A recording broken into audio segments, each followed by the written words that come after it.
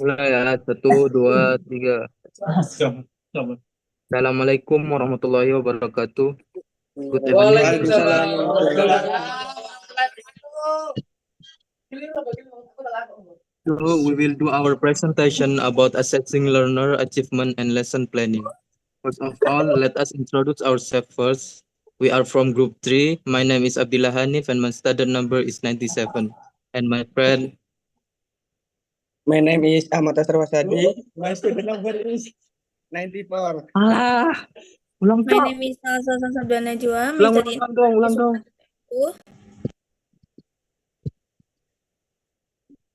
Ulang. Ashraf berisik, coy. Rob, jangan berisik-berisik, Rob. Rob, Rob ngali yo, jarang kono Rob. pindah Rob. Menang. Aman. Berisik, coy. Kocak. Ulang ya. Coba. Assalamualaikum warahmatullahi. 1, 2, 3. Ya. Naik ada request aku Assalamualaikum warahmatullahi wabarakatuh.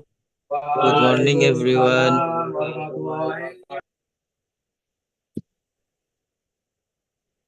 So we will do our presentation about assessing learner achievement and lesson planning.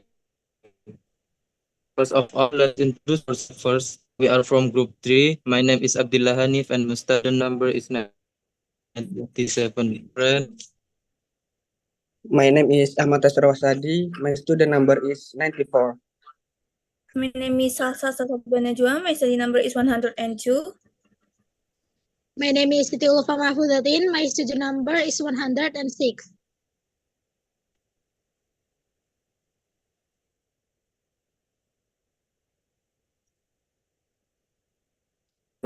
So the first is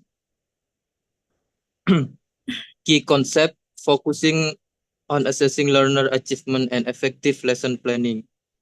Assessing learner achievement helps track student progress and identify areas where they need more support. It ensures that learning goals are being met. Effective lesson planning creates structured lessons that align with learner objectives. It ensures that teaching is organized and meets the need for all the students. Together, assessment and lesson planning guide instruction and ensure that students are progressing toward their learning goals. Next.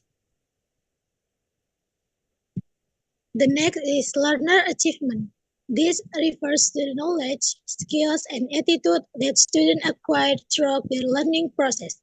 It encompasses academic, cognitive, social, and behavioral achievement. Why assess achievement? The first is track progress. Regular assessment helps teachers and students monitor how well the learning objectives are being met.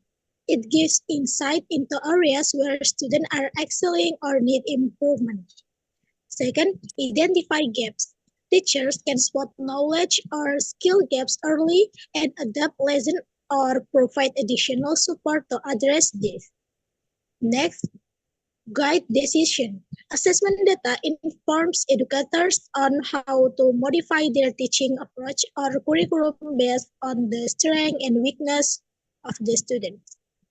The last, motivate students. Recognizing achievement through assessment can encourage students to keep improving, especially when they receive constructive feedback. Next.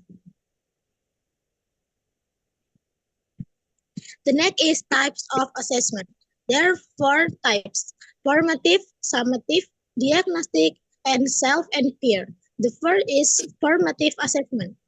This type of assessment is ongoing and occurs during the learning process. It helps teachers adjust their instruction based on the student performance. It allows for timely interventions and feedback.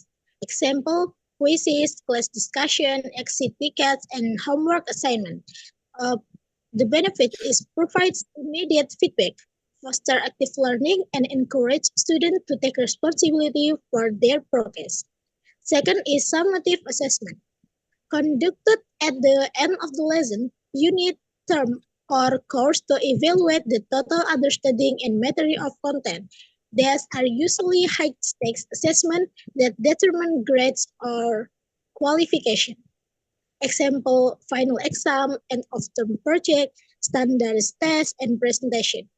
Benefit measures the effectiveness of instruction over time and provides a final measure of student learning and achievement. Third, diagnostic achievement.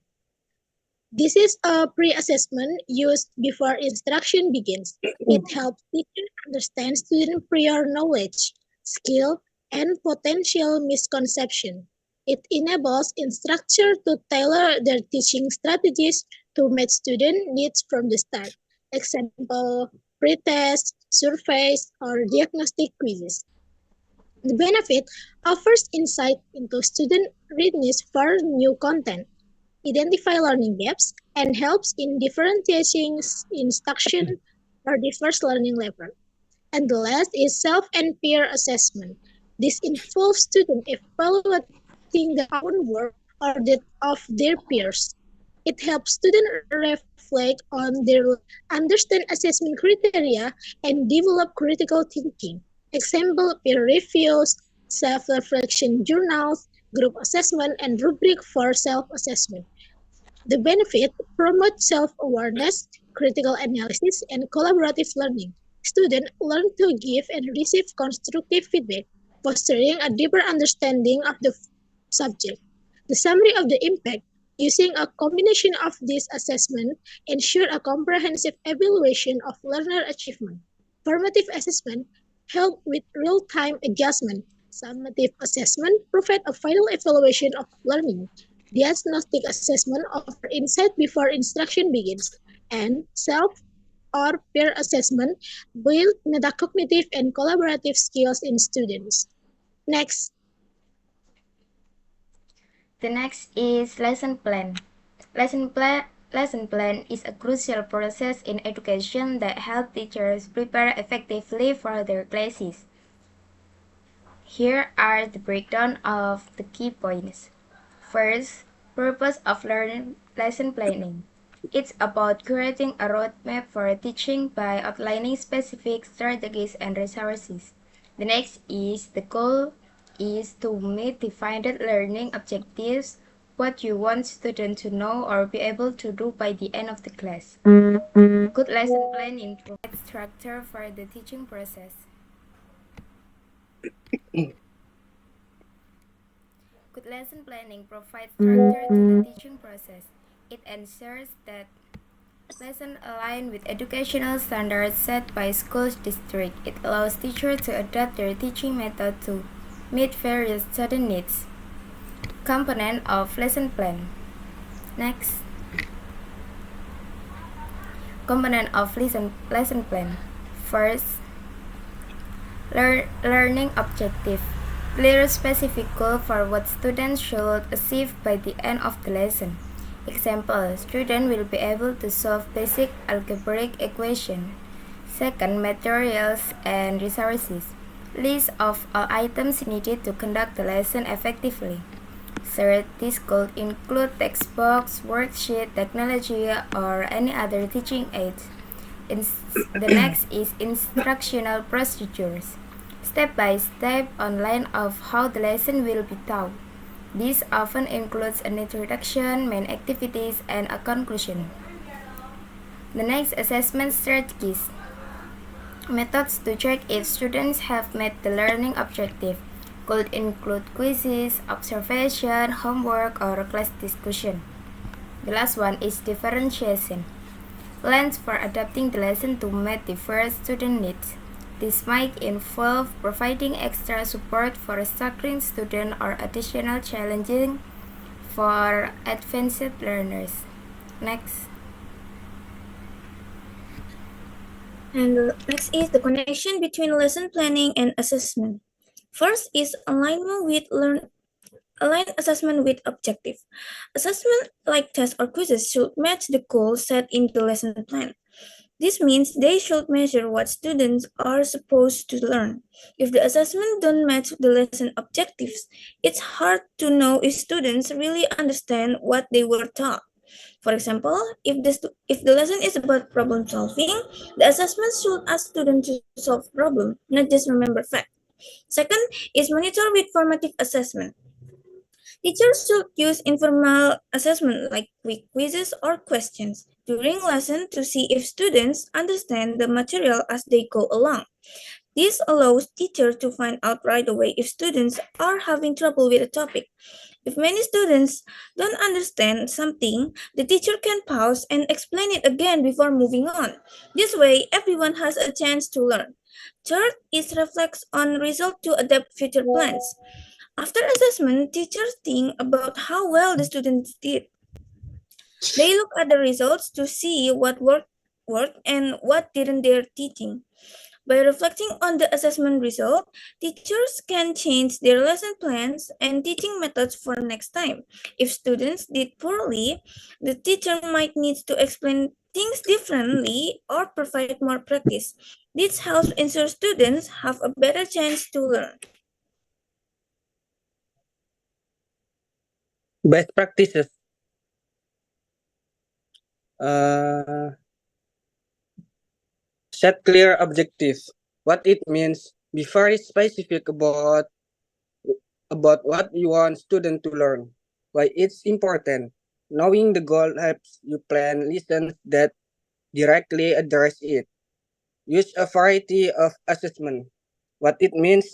Don't just rely on tests. Try quizzes, projects, presentation, and observations. Why it's important. Different assessments show different kinds of learning. Adapt instruction based on data. What it means, pay attention to how students are doing if they are struggling. Change your teaching to help them.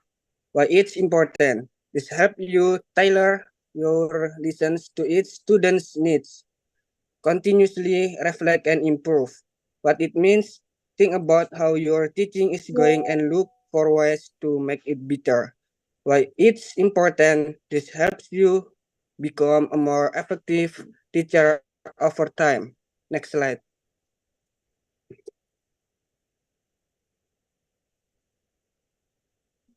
And the last is conclusion. In conclusion, assessment and lesson planning are the key to student success. Assessment track progress while planning ensure lesson met learning goals. For the best result, regularly review and update your strategies to continuously improve teaching and support student learning. Hello guys, welcome to one guys. I think that's all for the presentation. Next session is question and answer. So we already find 3 questions. And the first question is, what are some common challenges teacher face when assessing learner achievement? Maybe one of you guys want to answer the question.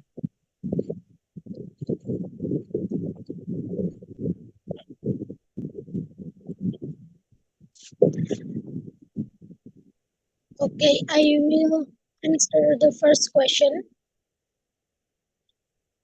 What are some common challenges teachers face when assessing learner achievement?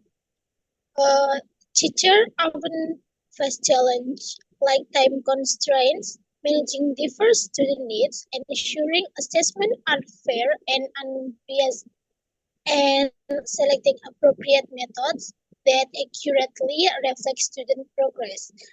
Balancing formative and summative assessment while providing timely feedback can also be difficult. Next, the second question is, how do different types of learners such as visual, auditory, and kinesthetic affect assessment strategies?